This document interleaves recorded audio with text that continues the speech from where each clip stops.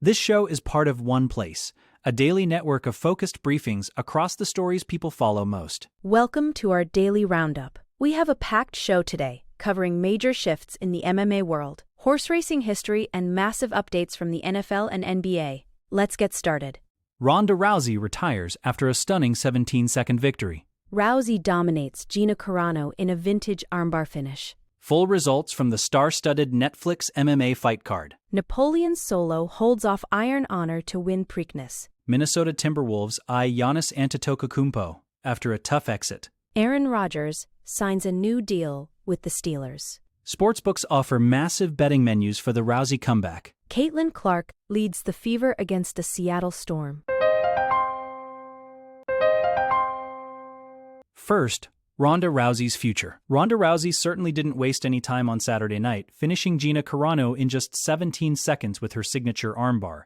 It was a performance that reminded everyone why she was such a dominant force in the UFC years ago. However, the biggest news came after the referee stopped the fight. Rousey made it very clear that this wasn't just a successful comeback. It was her final farewell to the sport of mixed martial arts. During her post-fight interview with Ariel Helwani, she expressed that there was no better way to end her storied career than with a victory like this. She seems completely at peace with walking away now, emphasizing that her focus has shifted entirely toward her family and her desire to have more children with her husband, Travis Brown. It really is the end of an era for women's MMA.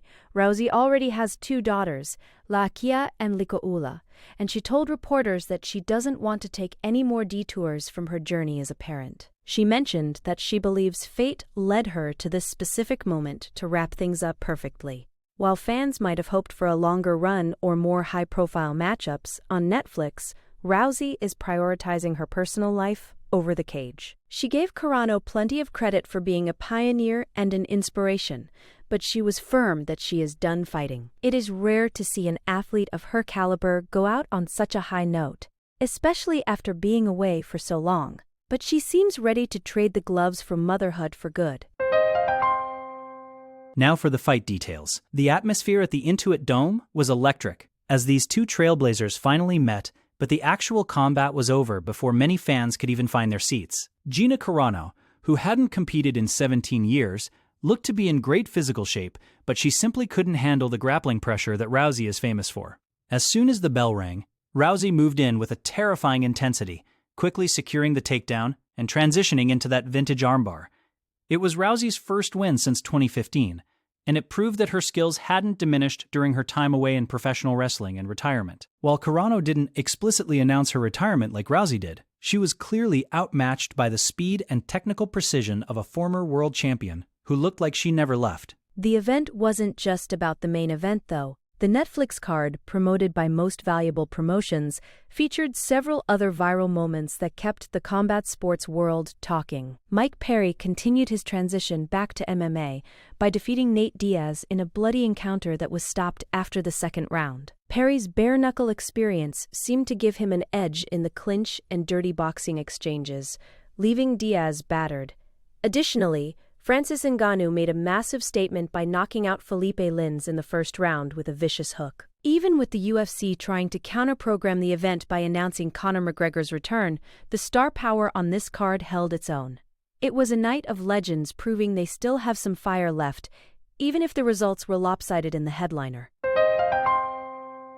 Next, the full results. Looking at the full results from Saturday night, it is clear that the theme of the evening was quick finishes and dominant performances. Beyond the 17-second main event, the rest of the card was filled with explosive action. Francis Ngannou's knockout of Felipe Lins, at the 4-minute and 31-second mark of the first round, reminded everyone why he is considered the lineal heavyweight champion. In the co-main event, Mike Perry's TKO victory over Nate Diaz was a grueling affair that ended when the doctor or corner stopped it, after 2 rounds of heavy punishment. Other notable wins included Saladin Parnasse defeating Kenneth Cross via TKO, and Robelis Despain securing a knockout against the veteran Junior Dos Santos in just under 3 minutes. It was a night where the judges were rarely needed, as the fighters were looking to end things early. The preliminary card also had its share of highlights, including Jason Jackson's lightning-fast 22-second knockout of Jefferson Creighton. We also saw some technical grappling, with Adriano Moraes securing a rear naked choke in the final second of the third round against Fumi Nkuta. One of the most emotional moments of the night, however, happened right after the main event. Despite the quick and decisive nature of the fight, Rousey and Carano shared a very long, tearful embrace in the center of the cage. It was a powerful acknowledgement of their shared history as the women who put female MMA on the map. Carano had lost about 100 pounds to prepare for this return, and while the result wasn't what she wanted, the respect between the two icons was the defining image of the entire Netflix broadcast. Moving to the Preakness. Napoleon Solo pulled off a gritty victory at the Preakness Stakes on Saturday, proving that persistence pays off after a string of disappointing fifth-place finishes earlier this year. With Kentucky Derby winner Golden Tempo sitting this one out, the field was wide open, and Napoleon Solo took full advantage of the opportunity at Laurel Park.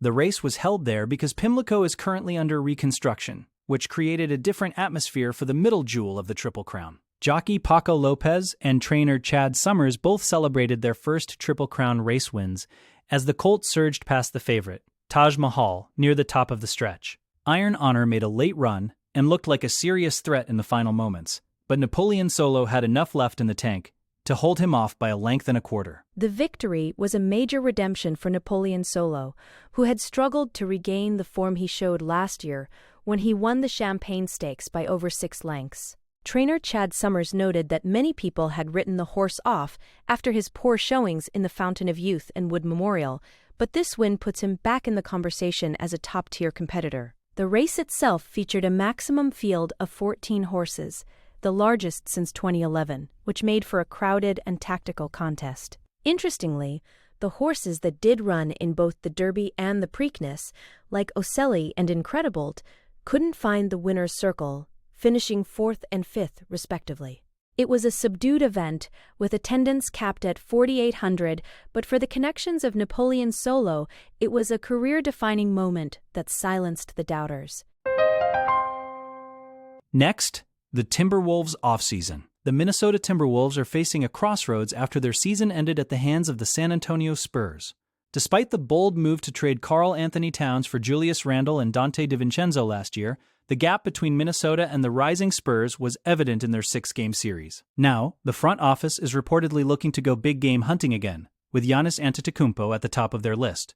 Reports suggest that the Milwaukee Bucks might finally be serious about a clean break, and Giannis has expressed interest in playing alongside Anthony Edwards. However, the cost would be astronomical. Milwaukee would likely demand Jaden McDaniels, a cornerstone of Minnesota's defense, along with a massive salary filler like Randall or Rudy Gobert and multiple draft picks.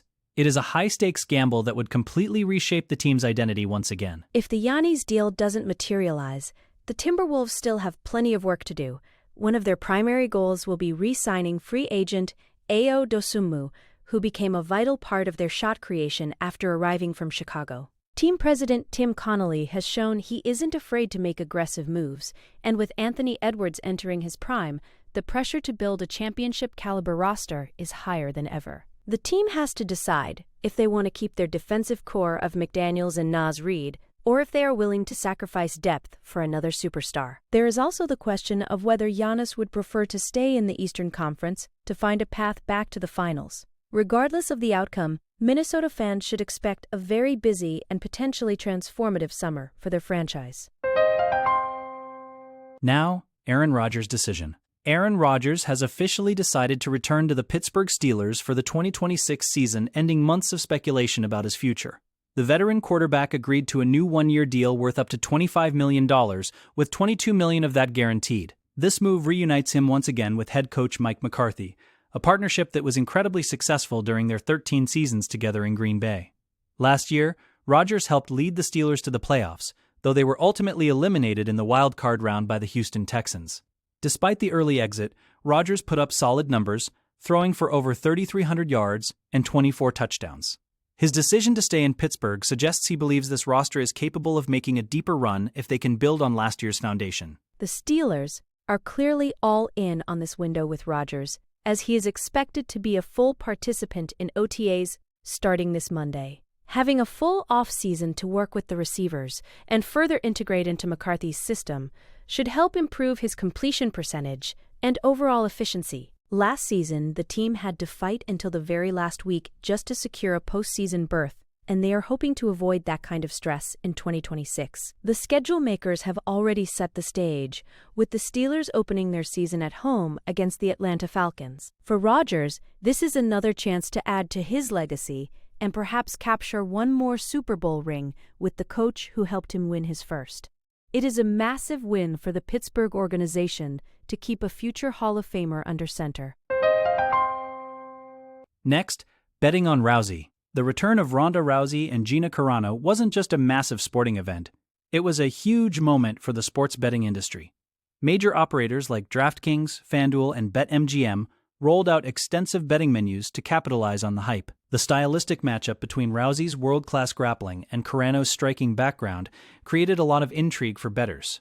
Many fans were looking at specific method of victory props, with a Rousey submission being the most popular pick. Sportsbooks were also offering significant incentives for new users, such as FanDuel's $150 in bonus bets and DraftKings' instant bonus for a small initial wager. The sheer volume of markets available, from round props to moneyline odds, showed just how much the betting public was invested in seeing these two legends step back into the cage. The betting interest was driven by the uncertainty of how both fighters would look after such long layoffs. While Rousey was the established favorite due to her dominant history, there was a segment of bettors who thought Carano's striking could cause problems if she could keep the fight standing. However, those who backed Rousey to win by early submission were rewarded almost instantly. The fight served as a perfect example of how high-profile comeback events can drive massive engagement for sportsbooks, even when the actual competition ends quickly. Beyond the main event, the entire card provided plenty of action for those looking to bet on underdogs